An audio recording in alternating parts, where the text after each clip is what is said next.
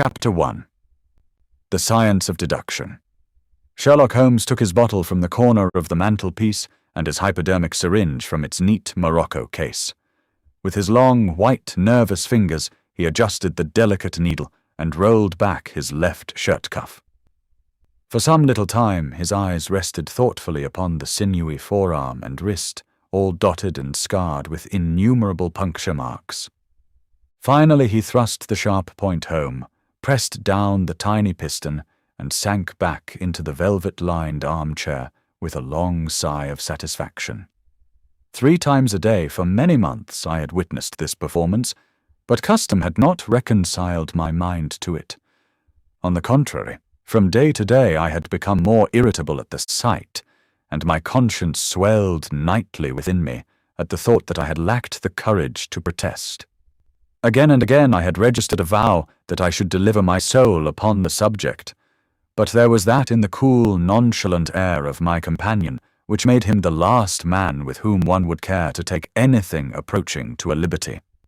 His great powers, his masterly manner, and the experience which I had had of his many extraordinary qualities, all made me diffident and backward in crossing him. Yet upon that afternoon, whether it was the bone which I had taken with my lunch, or the additional exasperation produced by the extreme deliberation of his manner, I suddenly felt that I could hold out no longer. "Which is it today?" I asked. "Morphine or cocaine?" He raised his eyes languidly from the old black-letter volume which he had opened. "It is cocaine," he said. "A 7% solution. Would you care to try it?" "No, indeed," I answered brusquely. "My constitution has not got over the Afghan campaign yet. I cannot afford to throw any extra strain upon it." He smiled at my vehemence. "Perhaps you are right, Watson," he said. "I suppose that its influence is physically a bad one. I find it, however, so transcendently stimulating and clarifying to the mind that its secondary action is a matter of small moment." "But consider," I said earnestly, "count the cost.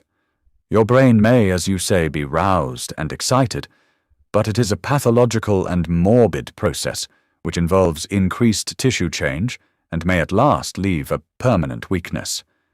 You know, too, what a black reaction comes upon you. Surely the game is hardly worth the candle. Why should you, for a mere passing pleasure, risk the loss of those great powers with which you have been endowed? Remember that I speak not only as one comrade to another, but as a medical man to one for whose constitution he is to some extent answerable." He did not seem offended. On the contrary, he put his fingertips together and leaned his elbows on the arms of his chair, like one who has a relish for conversation. "My mind," he said, "rebels at stagnation. Give me problems, give me work, give me the most abstruse cryptogram or the most intricate analysis, and I am in my own proper atmosphere. I can dispense then with artificial stimulants, but I abhor the dull routine of existence. I crave for mental exaltation. That is why I have chosen my own particular profession, or rather created it, for I am the only one in the world." "The only unofficial detective?" I said, raising my eyebrows. "The only unofficial consulting detective," he answered. "I am the last and highest court of appeal in detection. When Gregson or Lestrade or Athelney Jones are out of their depths, which, by the way, is their normal state, the matter is laid before me. I examine the data as an expert and pronounce a specialist's opinion. I claim no credit in such cases. My name figures in no newspaper. The work itself, the pleasure of finding a field for my peculiar powers, is my highest reward. But you have yourself had some experience of my methods of work in the Jefferson Hope case." "Yes, indeed," said I, cordially. "I was never so struck by anything in my life. I even embodied it in a small brochure with the somewhat fantastic title of A Study in Scarlet." He shook his head sadly. "I glanced over it," said he. "Honestly, I cannot congratulate you upon it. Detection is, or ought to be, an exact science, and should be treated in the same cold and unemotional manner. You have attempted to tinge it with romanticism, which produces much the same effect as if you worked a love story or an elopement into the fifth proposition of Euclid. But the romance was there, I remonstrated. I could not tamper with the facts. Some facts should be suppressed, or at least a just sense of proportion should be observed in treating them. The only point in the case which deserved mention was the curious analytical reasoning from effects to causes by which I succeeded in unraveling it. I was annoyed at this criticism of a work which had been specially designed to please him. I confess, too, that I was irritated by the egotism which seemed to demand that every line of my pamphlet should be devoted to his own special doings. More than once during the years that I had lived with him in Baker Street, I had observed that a small vanity underlay my companion's quiet and didactic manner. I made no remark, however, but sat nursing my wounded leg. I had a Jezreel bullet through it some time before, and though it did not prevent me from walking, it ached wearily at every change of the weather. "My practice has extended recently to the continent," said Holmes after a while, filling up his old briar-root pipe. "I was consulted last week by François Le Villard, who, as you probably know, has come rather to the front lately in the French detective service. He has all the Celtic power of quick intuition, but he is deficient in the wide range of exact knowledge which is essential to the higher developments of his art. The case was concerned with a will and possessed some features of interest. I was able to refer him to two parallel cases, the one at Riga in 1857 and the other at St. Louis in 1871, which have suggested to him the true solution. Here is the letter which I had this morning acknowledging my assistance." He tossed over, as he spoke, a crumpled sheet of foreign notepaper. I glanced my eyes down it, catching a profusion of notes of admiration, with stray magnifiques, coups de maître, and tours de force, all testifying to the ardent admiration of the Frenchman. "He speaks as a pupil to his master," said I. "Oh, he rates my assistant too highly," said Sherlock Holmes lightly. "He has considerable gifts himself. He possesses 2 out of the 3 qualities necessary for the ideal detective. He has the power of observation and that of deduction. He is only wanting in knowledge, and that may come in time. He is now translating my small works into French." "Your works?" "Oh, didn't you know?" he cried, laughing. "Yes, I have been guilty of several monographs. They are all upon technical subjects. Here, for example, is one upon the distinction between the ashes of the various tobaccos. In it I enumerate 140 forms of cigar, cigarette, and pipe tobacco, with coloured plates illustrating the difference in the ash. It is a point which is continually turning up in criminal trials, and which is sometimes of supreme importance as a clue. If you can say definitely, for example, that some murder has been done by a man who was smoking an Indian lunka, it obviously narrows your field of search. To the trained eye, there is as much difference between the black ash of a trichinopoly and the white fluff of bird's eye as there is between a cabbage and a potato. "You have an extraordinary genius for minutiae," I remarked. "I appreciate their importance. Here is my monograph upon the tracing of footsteps, with some remarks upon the uses of plaster of Paris as a preserver of impresses. Here, too, is a curious little work upon the influence of a trade upon the form of the hand, with lithotypes of the hands of slaters, sailors, cork cutters, compositors, weavers, and diamond polishers. That is a matter of great practical interest to the scientific detective, especially in cases of unclaimed bodies, or in discovering the antecedents of criminals. But I weary you with my hobby." "Not at all," I answered earnestly. "It is of the greatest interest to me, especially since I have had the opportunity of observing your practical application of it. But you spoke just now of observation and deduction. Surely the one to some extent implies the other." "Why, hardly," he answered, leaning back luxuriously in his armchair and sending up thick blue wreaths from his pipe.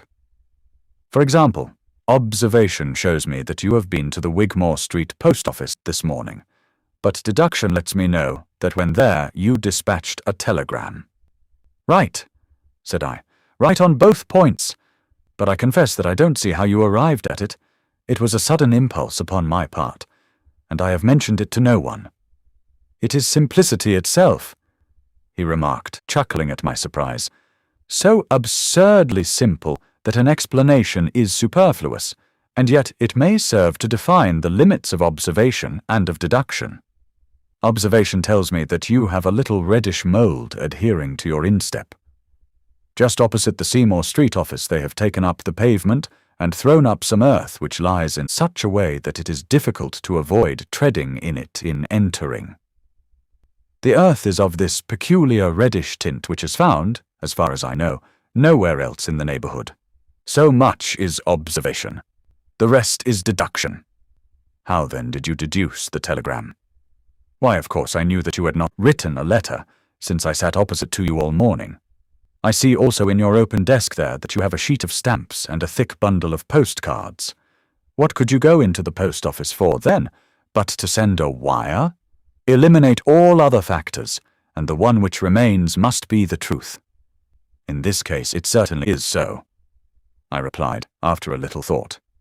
"The thing, however, is, as you say, of the simplest. Would you think me impertinent if I were to put your theories to a more severe test?" "On the contrary," he answered, "it would prevent me from taking a second dose of cocaine. I should be delighted to look into any problem which you might submit to me.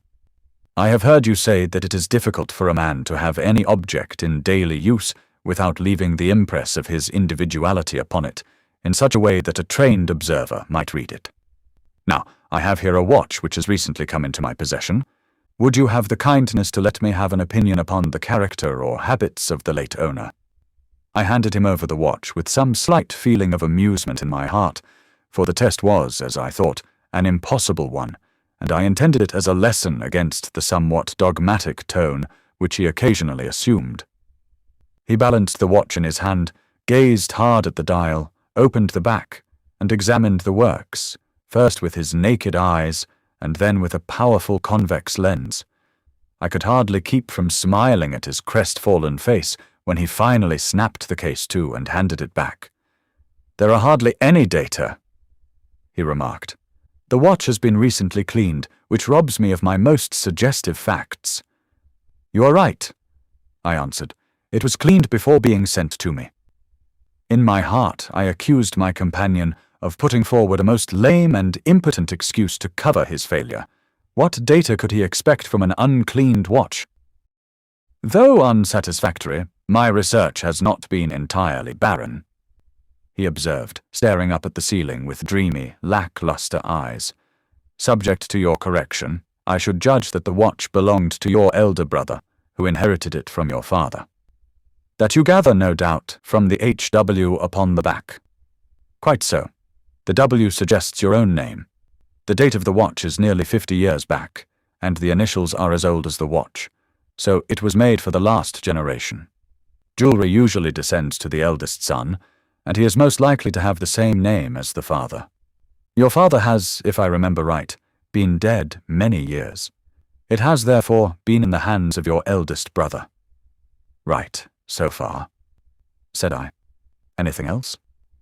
"He was a man of untidy habits, very untidy and careless.